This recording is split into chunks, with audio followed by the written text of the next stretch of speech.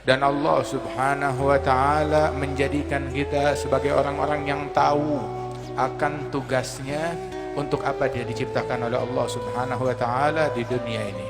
Allah ta'ala berfirman, "Wa ma khalaqtul jinna wal insa illa liya'budun." Aku tidak ciptakan jin dan manusia melainkan hanya untuk mengabdi, beribadat kepadaku. Ma uridu minhum rizqin wa ma uridu ayyut'imun. Aku tidak menginginkan rezeki dari mereka dan tidak menginginkan makanan dari mereka, tetapi Allah Ta'ala menuntut kita untuk ibadat, mengabdi kepada Allah, bukan karena Allah butuh kepada ibadat kita, tetapi karena kita yang butuh untuk beribadat dan mengabdi kepada Allah Ta'ala. Kita Ahlus Sunnah wal Jamaah, kita umat Islam, kita berkeyakinan ketaatan kita tidak menguntungkan Allah. Ketaatan kita, sholat kita, puasa kita, ibadat kita tidak menguntungkan Allah, tidak memberikan manfaat kepada Allah, tetapi memberikan manfaat kepada kita, balik kepada kita manfaatnya. Dan kemaksiatan yang kita lakukan tidak merugikan Allah, tidak membahayakan Allah, tetapi merugikan diri kita sendiri, menghancurkan diri kita sendiri. Kita nggak bisa menggolimi Allah, kita menggolimi diri kita sendiri. Sehingga dikatakan zalamta wa ma illa li nafsika ya fata, zalamta wa zulmun nafsi min agbahil wasfi. Kamu mencederai dirimu, dan mencederai diri sendiri adalah sifat yang paling tercela. Melukai diri sendiri dengan apa? Dengan kemaksiatan. Dengan kita melihat yang haram, berarti kita masang mata kita untuk disiram dengan api neraka besok hari kiamat. Dengan kita mendengar yang haram, berarti kita menyodorkan telinga kita untuk disiram dengan api neraka besok di hari kiamat. Dengan kita berucap yang haram, berarti kita mempersilahkan azab Allah untuk menimpa lisan kita. Begitu juga tangan kita dan kaki kita apabila digunakan kepada hal-hal yang diharamkan oleh Allah subhanahu wa ta'ala. Saudara-saudara sekalian, ketahuilah bahwasanya al-ma'asi baridul kufur. Kemaksiatan itu adalah utusan dari kekafiran, adalah telegram dari kekafiran. Zaman dulu tuh, kalau ada orang mau datang, dia kirim telegram dulu, saya mau datang sebentar lagi. Nah, begitu juga kekufuran. Sifat kekufuran itu sebelum dia datang, dia kirim berita, dia kirim kabar. Kabarnya adalah dengan munculnya kemaksiatan yang dilakukan hamba. Seseorang kalau dia udah terbiasa dengan dosa kecil, bakal terus-menerus melakukannya, dan kelak bakal melakukan dosa besar. Dan dia akan terbiasa dengan dosa besar hingga dia akan ditimpa dengan kekufuran. Wal iyadzu billahi min dzalik. Idza aznaba al-'abdu dzamban nukitat fi qalbihi nuqtat sauda. Seorang hamba kalau dia melakukan sebuah dosa dan dia tidak bertaubat, maka muncul titik hitam di dalam hatinya. Kalau dia nggak taubat, titik itu bertambah hingga meliput semua hati. Nah, itu yang disebut hijab di dalam hati manusia yang difirmankan oleh Allah Ta'ala, kalla bal rana ala qulubihim ma kanu yaksibun. Diliput hati mereka dengan hijab tersebut. Imam Ali bin Muhammad al-Habsyi sahibul Maulid, beliau bilang, hujibu fahasbuhum al-hijabu azabu ya laitahum sami'un nida fa'ajabu akafu ala kasbidh dhunubi wa laita idh akafu alaiha ba'da dhalika tabu fasayus'aluna 'anidh dhunubi jami'iha wa 'alaihimu ba'da su'ali jawabu madza yufidu safal ma'ash wa ba'dahu ghusasul ma'ad wa kurbatun wa hisabu. Mereka terhijab dengan perbuatan dosa yang mereka lakukan, terhijab. Dan asal tahu aja, terhijab dari Allah itu adalah azab. Hijab itu adalah azab, waliyadzubillah min dzalik. Mereka menunggangi perbuatan dosa tanpa malu, tanpa sungkan, berbuat perbuatan dosa yang diharamkan oleh Allah Subhanahu wa taala. Dan Kelak mereka bakal dipertanggungjawabkan, bakal ditanya oleh Allah Subhanahu wa taala akan dosa yang mereka lakukan. Sebab kalau di situ ada pertanyaan, maka harus ada jawaban. Allah bakal bertanya kepada hamba dan hamba akan menjawab kepada Allah, hamba akan menjawab kepada Allah taala jawaban apa yang akan kita sampaikan kepada Allah Subhanahu wa taala. Madza yufidu safal ma'ash? Kenikmatan hidup di duniawi apa enaknya kalau berujung dengan bencana, dengan siksa, dengan murka Allah besok di hari kiamat. Waliyadzubillah min dzalik. Saudara-saudara sekalian, idza mata mru'un faqad qamat qiyamatuh. Seseorang kalau dia meninggal dunia, maka telah datang kiamatnya dia. Kiamat seseorang datangnya kapan? Kiamatnya dia. Begitu dia meninggal, khalas, buat dia itu adalah kiamat. Kiamat sughra, kiamat kecil, kiamat yang besar nanti. Hari kiamat semuanya beramai-ramai. Gak ada satupun dari kita yang bisa absen dari padang kiamat tersebut. Semuanya kita akan hadir.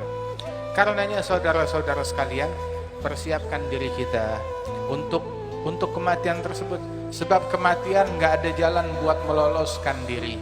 Mau yang muda, yang tua, yang laki, yang perempuan, yang kaya, yang miskin, yang pejabat, yang rakyat, semuanya bakalan meninggal dunia.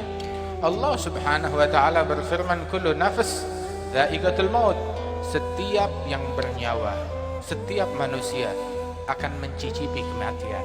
Semuanya bakal mencicipi kematian. Enggak ada jalan buat meloloskan diri untuk kematian. Allah taala berkata, berfirman kepada makhluk yang paling dicintai, yang paling agung, yang paling dikasihi, yang paling disayang oleh Allah taala, Nabiuna Muhammad sallallahu alaihi wasallam. Allah taala bilang kepada Rasulullah, innaka mayyitun wa innahum mayyitun. Kamu mayyit, kamu ya Rasulullah, ya Habibi, wahai kekasihku, wahai Rasulku, wahai Nabiku, kamu mayyit, calon mati, kamu akan mati. Mayyit yani qabilun lil maut. Mayyit yutlak ala man qad mat wa lam yamut lakinnahu qabilun lil maut.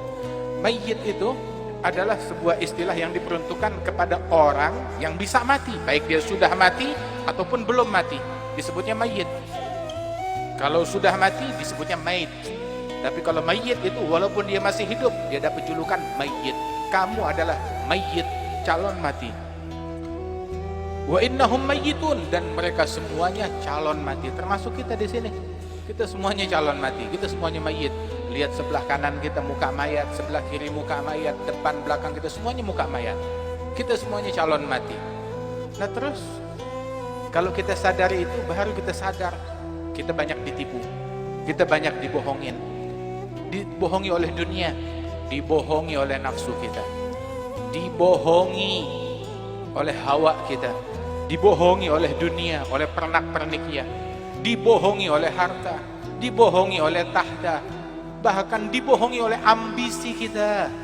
Dengan ambisi kita, kita dibohongi, ditipu dengan itu semuanya.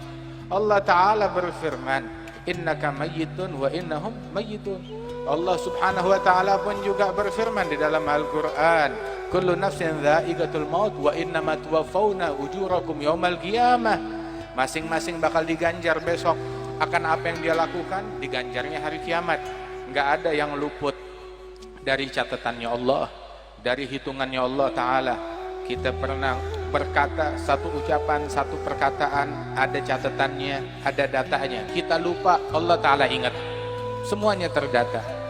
Wa may ya'mal mithqala dzarratin khairan yarah wa may ya'mal mithqala dzarratin syarran yarah. Yang bikin satu titik kebaikan dia bakal lihat. Yang membuat satu titik kejahatan ada, semuanya terdata, ada balasannya. Mali hadzal kitab la yughadiru saghiratan wala kabiratan illa ahsaha wa wajadu ma 'amilu hadira wa la yadhlimu rabbuka ahada. Itu sehingga ketika dibagi-bagikan itu kitab catatan amal manusia, wa kullu insanin alzamnahu ta'irahu fi 'unuqihi wa nukhrija lahu yawmal qiyamati kitaban yalqahu mansyura iqra kitabak kafa bi nafsika al-yawma 'alaika hasiba. Dilihat catatan amalnya semuanya terdata. Yang besar, yang kecil semuanya terdata. Itu ulama Ibn Abbas, beliau mengatakan yang kecil senyuman, yang besar gah-gah tertawa dengan suara, itu juga ada catatannya. Bakal ditanya, kenapa kamu ketawa, kenapa kamu tersenyum, kenapa kamu menoleh, kenapa kamu melirik, semuanya bakal ditanya, diinterogasi oleh Allah. Sebagaimana tadi dikatakan, wa alaihimu ba'da su'ali jawabu. Ada pertanyaan, harus ada jawaban. Kita udah siapkan belum jawaban kita untuk Allah Subhanahu wa taala? Kita mau berbohong, kita mau berdusta, maka Allah taala tutup mulut kita. Kita mau ingkar, mulut kita ditutup. Anggota tubuh yang kita pakai untuk maksiat itu yang bakal menjadi saksi kita besok di hari kiamat. Al-yawma nakhtimu ala afwahihim wa tukallimuna aydihim wa tashhadu arjuluhum bima kanu yaksibun. Ini hari mulutnya kita stempel, kita tutup. Yang mau ingkar dengan apa yang dulu dia lakukan, ditutup tuh mulut. Tangan yang bicara, kaki yang bicara, kulit yang berbicara. Galu li juludihim lima syahidtum alaina. Berkata itu manusia kepada kulitnya, kenapa kamu menjadi saksi, memberikan kesaksian yang bakal memberatkan kita, menjerumuskan kita semua di neraka. Maka kulit itu berkata, antaganallahu alladzi antaga kulla syai'. Yang bikin kita ngomong Allah yang mampu membuat bicara segala sesuatu. Allah mampu membuat ini daging yang dalam mulut kita nih, lidah mampu berbicara. Allah Ta'ala mengizinkan lidah berbicara, dia berbicara. Sebagaimana Allah Maha mampu membuat daging yang dalam mulut ini, lidah berbicara, Allah mampu membuat tangan berbicara, Allah mampu membuat kaki berbicara, Allah mampu membuat kulit dan seluruh anggota tubuh manusia berbicara dengan izin dari Allah Jalla Jalaluhu Ta'ala Ta'zamatuh. Kita banyak mikirin yang lain, tapi yang ini kita nggak pikirin, yang ini nggak kita pikirin. Kapan kita merenung, ini tangan saya udah maksiat apa aja yang udah dilakukan oleh tangan saya. Tangan saya udah menyelam yang bukan muhrim udah berapa banyak. Mata saya ngelihat yang haram udah berapa banyak. Kita nggak mikir itu, kita mikirin ini, mikirin berita, mikirin ini naik, ini turun, harga naik, harga turun, pemimpin naik, pemimpin turun, jenderal naik, jenderal turun. Semuanya dipikirin kecuali akhirat, kecuali dosa kita, kecuali kematian kita, kecuali nasib kita di lubang kubur di malam pertama kelak seperti apa. Itu yang absen dari pikiran kita. Semua hal duniawi kita pikirkan, tapi akhirat kita lalaikan. Itu Allah Subhanahu wa Ta'ala memberikan standar kacamata pola pikir mizan. Mizan adalah tolak ukur sebuah pemikiran sesuai kacamata Islami yang diajarkan oleh Allah Subhanahu wa Ta'ala. Allah Ta'ala, kita banyak menyangka ini beruntung, ini sial, ini sukses, ini gagal, ini menang, ini kalah, ini berhasil, ini tidak berhasil. Apa sih yang disebut berhasil? Apa yang disebut beruntung? Apa yang disebut sukses? Allah Ta'ala menyebutkan faman zuhziha 'anil nar wa udkhilal jannah faqad faz. Barang siapa yang diselamatkan dari api neraka, dimasukkan ke dalam surga, maka dia telah sukses, maka dia telah berhasil, maka dia telah beruntung.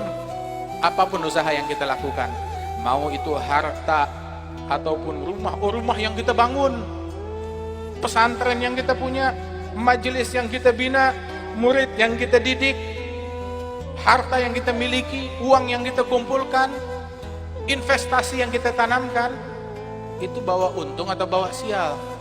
Kita lihat, kalau seandainya itu semua membuat kita jauh dari neraka, membuat kita masuk dalam surga, itu bawa untung, faqad faz. Tapi kalau gara-gara harta, tahta, popularitas, kita malah kejeblos dalam api neraka, membuat kita jauh dari surganya Allah Ta'ala, maka bawa sial.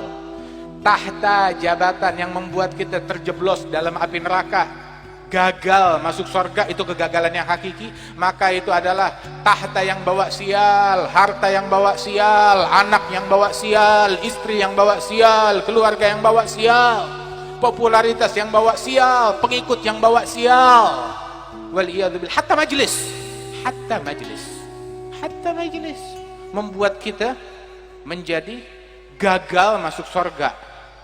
terjeblos dalam neraka, bawa sial, waliyadzubillah min dzalik. Majelis kayak gini nggak diadakan melainkan dengan niat salihah, yakni mengevakuasi manusia sebanyak-banyaknya dari api neraka, memasukkan orang sebanyak-banyaknya ke dalam surganya Allah Subhanahu wa taala. Itu yang bawa keuntungan. Kalau seandainya ini semua yang kita lakukan membuat kita meraih ridhonya Allah Subhanahu wa taala, membuat kita dapat tempat di dalam hatinya Rasulullah, wallah ada keberuntungan yang hakiki. Kalau tidak maka itu adalah kegagalan, waliyadzubillah min dzalik. Wa mal hayatud dunya illa mata'ul ghurur. Terus apa yang diributin orang?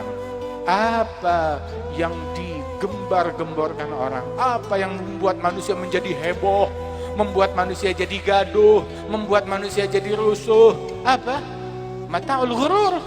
Pernak-pernik yang bikin orang, yang menipu manusia dari Allah, menipu manusia dari khusyuk, menipu manusia dari kelezatan sujud, menipu manusia dari kelezatan jawfil lail. Itu para wali-wali terdahulu mereka mengatakan, lau ya'lamu al-umara ma wajadna fi jawfil lail minan ni'am wal ladzah lajaladuna 'alaiha. Kalau seandainya para raja-raja mengetahui kelezatan yang kita rasakan saat kita tahajud, maka mereka akan menyiksa kita untuk merebut ini nikmat yang kita punya. Kalau bisa, cuma nggak bisa. Tidak bisa. Min ladzatin la tukayyaf wa la tusawwar bil afham gadzagaha man anaha wa ham fiha alladhi ham faza wa tabal mukhiffun wa nahna arbab al atham nabni wa nahdim binana wa muntaha amri nahdam bisawf was-sawf taswif tamdil layali wal ayyam ayyamana qad taqaddat ala tamani wal awham wa kullu atin qaribun wal afiyah ba'da haskam.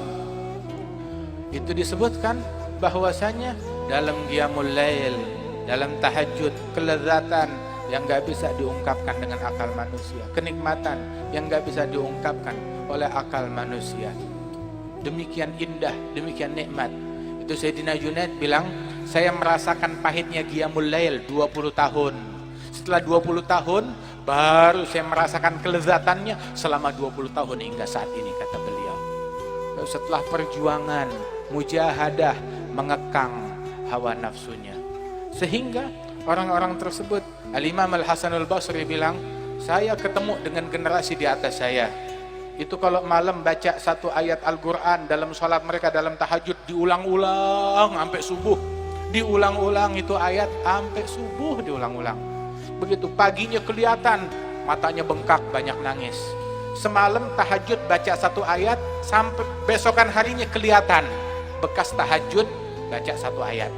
Tapi saya ketemu generasi sekarang, malam dia baca Al-Quran sebanyak-banyaknya, pagi nggak kelihatan bekasnya. Nipu lagi, bohong lagi, mencaci maki lagi, keluar kata-kata kotor, nggak ada bekasnya Al-Quran yang dia baca.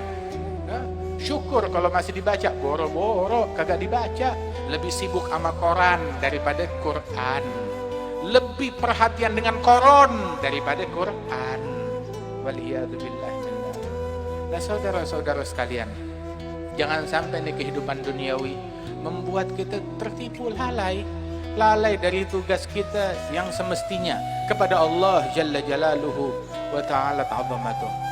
Itu Rasulullah sallallahu alaihi wasallam itu beliau bilang, aktsiru min dzikri hadzimil ladzat, perbanyak mengingat kematian. Beliau juga bilang bahwasanya fa innahu la yuzkaru fi qalilin illa katsarah wa la yuzkaru fi katsirin illa gallalah. Tidaklah kematian diingat, banyak diingat dalam sesuatu yang sedikit, melainkan menjadi banyak.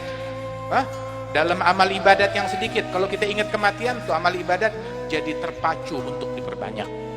Dan tidaklah kematian diingat dalam cinta duniawi yang banyak, cinta tahta, cinta harta, ambisi yang banyak, cita-cita yang banyak. Kalau dibanyak ingat kematian, melainkan menjadi sedikit, menjadi berkurang. Rasulullah bilang di dalam hadis, minasyaqa arba'ah, tanda sial itu ada 4. Orang punya 1 sial, apalagi punya 4-4-nya. Siapa gerangan yang selamat dari 4-4-nya? Siapa yang selamat dari 1 aja sedikit banget? Barang langka, manusia langka. 4 tanda kesialan. Satu aja sial, apalagi 4-4-nya. Apa? Al-hirs, rakus akan harta, rakus akan tahta. Al-hirs, rakus, tamak, rakus akan harta, rakus akan tahta. Hadal hirs. Wajumudul ain, mata yang kering, mata yang gak kenal tangisan untuk Allah, gak kenal tangisan kalau zikir, gak kenal tangisan kalau tahajud, gak mengenal tangisan apabila qiyamul lail, apabila baca Quran, gak kenal tangisan untuk sujud. Kita udah berapa lama mata kita gak menangis tatkala kita sujud? Udah berapa lama? Kapan terakhir kita menangis saat membaca Al-Quran?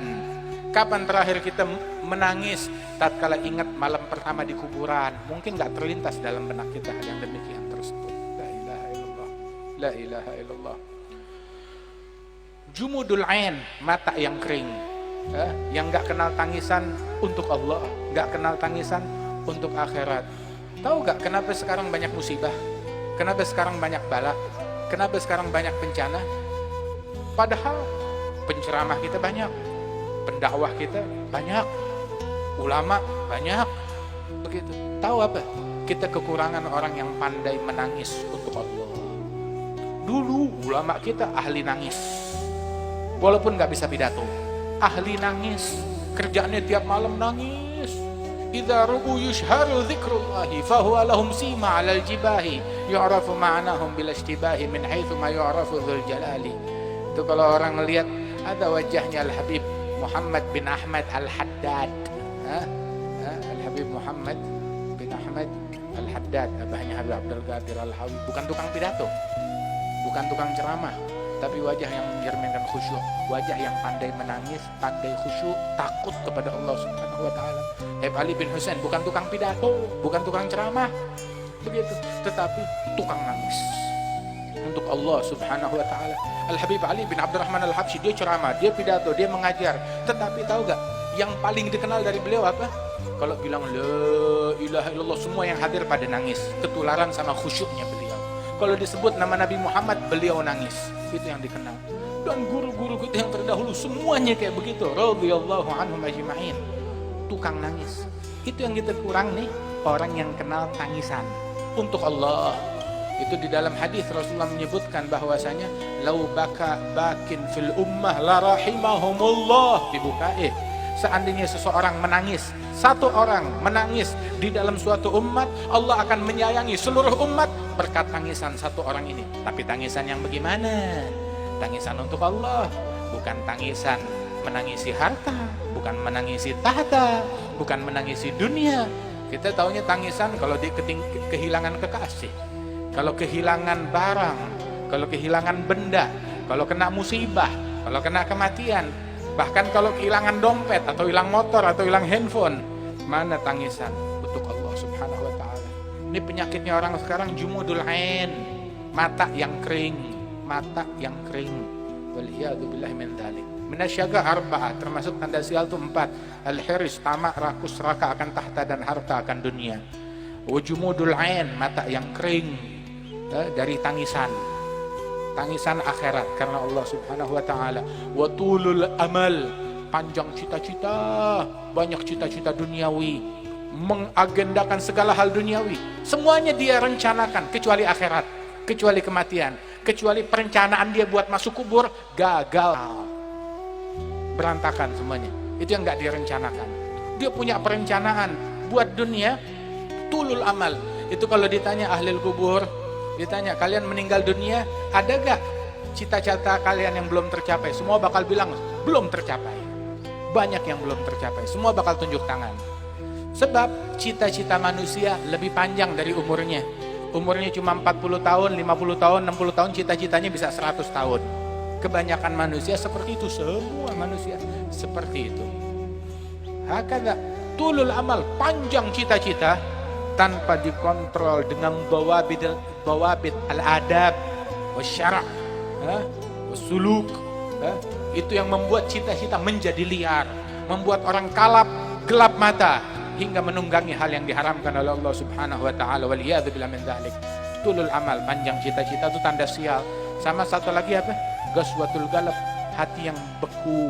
Inna ab'ada qulubin nasi Mirabbina rahimi qalbun qasi. Hati yang paling jauh dari Allah adalah hati yang beku, nggak tersentuh dengan nasihat, nggak tersentuh dengan Al-Quran, nggak tersentuh dengan zikir. Orang dulu, idza tuliyat alaihim ayatuhu zadathum imana. Kalau dilantunkan ayat-ayat Allah tambah iman. Wa ala rabbihim yatawakkalun. Keluar air mata mereka, tambah tawakal mereka, tambah iman mereka, tambah yakin mereka. Masalahnya kita sekarang dibawakan Al-Quran nggak tersentuh, dibawakan hadis nggak tersentuh, dibawakan nasihat nggak tersentuh, hatinya udah beku. Tapi kalau dibawakan kabar duniawi, walaupun dengan kemasan agama, wah, baru heboh, baru tersentuh. Maaf, orang lebih takut kepada hal-hal duniawi ya daripada dengan perkara-perkara akhirat, dan itu yang terjadi dengan zaman kita ini. Sehingga ketika hati manusia sunyi dari ketakutan kepada Allah Ta'ala, dibuatlah hati tersebut oleh Allah dihukum dengan takut kepada selain Allah. Yang takut sama harga naik, yang takut dipecat, yang takut diambekin, yang takut dengan dengan harta yang hilang, yang takut dengan penyakit, yang takut dengan musibah, yang takut dengan gempa bumi, yang takut hujan dikit, takut banjir, takut ini, takut semuanya. Sampai lalat bikin kita takut, sampai nyamuk bikin kita takut, sampai virus yang nggak kelihatan bikin kita takut, bikin kita bingung. Kenapa? Telah luntur dalam hatinya ketakutan kepada Allah Ta'ala hingga dihukum untuk takut kepada selain Allah Subhanahu wa Ta'ala. Tetapi barang siapa yang takut kepada Allah Ta'ala, Allah Ta'ala jadikan semua makhluknya takut dan patuh kepada dia.